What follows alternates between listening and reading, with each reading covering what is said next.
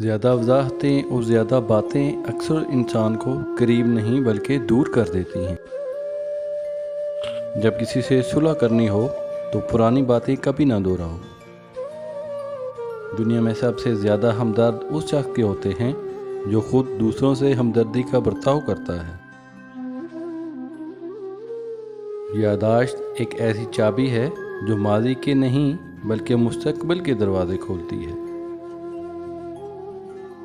میں نے اپنی زندگی میں دو طرح کے لوگوں کو بہت پریشان دیکھا ہے، ایک وفادار اور دوسرا مخلص۔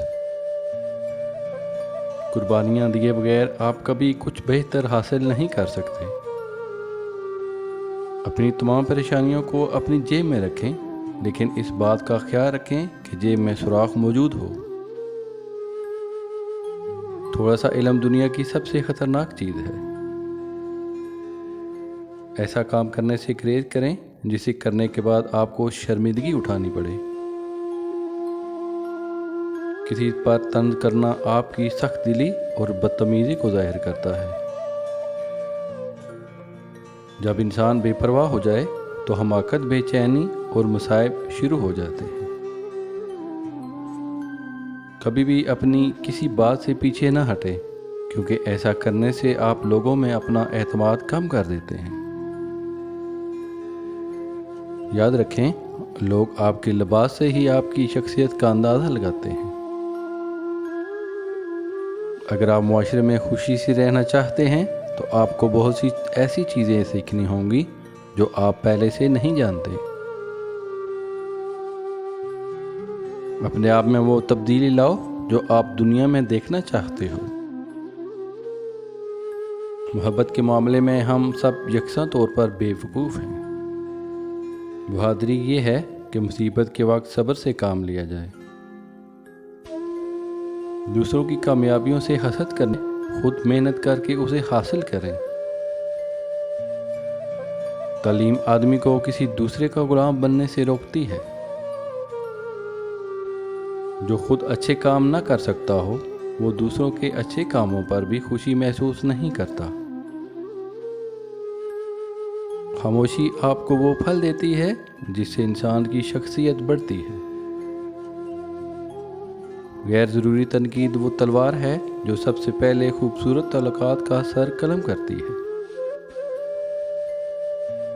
جاہل کے دل میں جو کچھ ہوتا ہے وہ ظاہر کر دیتا ہے، مگر دانش مند اسے آخری موقع تک چھپائے رکھتا ہے۔ زندگی ایک ایسی جگہ ہے جس کے اندر روزانہ کوئی نہ کوئی نیا سبق سیکھنے کو ملتا ہے۔ کبھی کسی کو اس بات کی بھنک بھی نہ ہونے دیں کہ تم کیا سوچ رہے ہو۔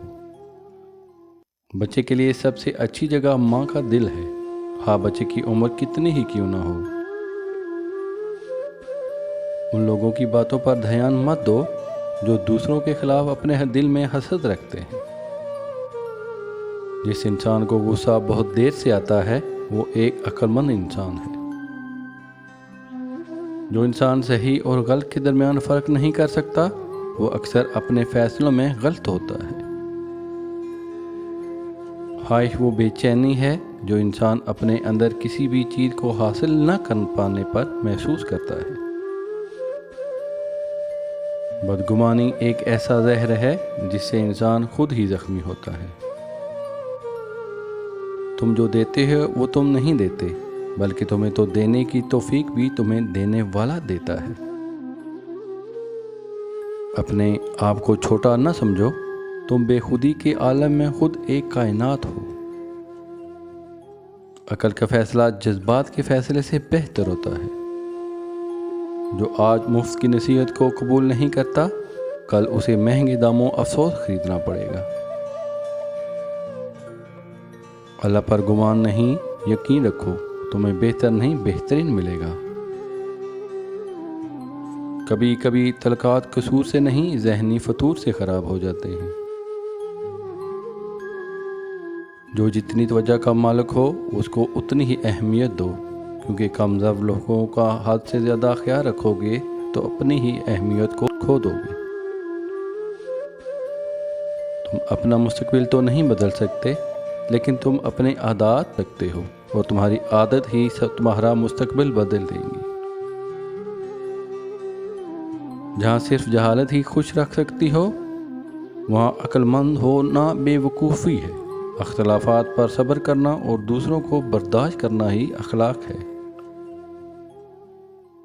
اپنے حصے کا کام کیے بغیر دعا پر بھروسہ کرنا حماقت ہے، اور اپنی محنت پر بھروسہ کر کے دعا سے گریز کرنا تکبر ہے۔ آدمی کے جھوٹا ہونے کے لیے صرف اتنا ہی کافی ہے کہ وہ ہر سنی سنائی بات پر یقین کر لیتا ہے۔ کسی کی پہچان علم سے نہیں ہوتی بلکہ ادب سے ہوتی ہے، کیونکہ علم تو ابلیس کے پاس بھی تھا لیکن وہ ادب سے محروم تھا۔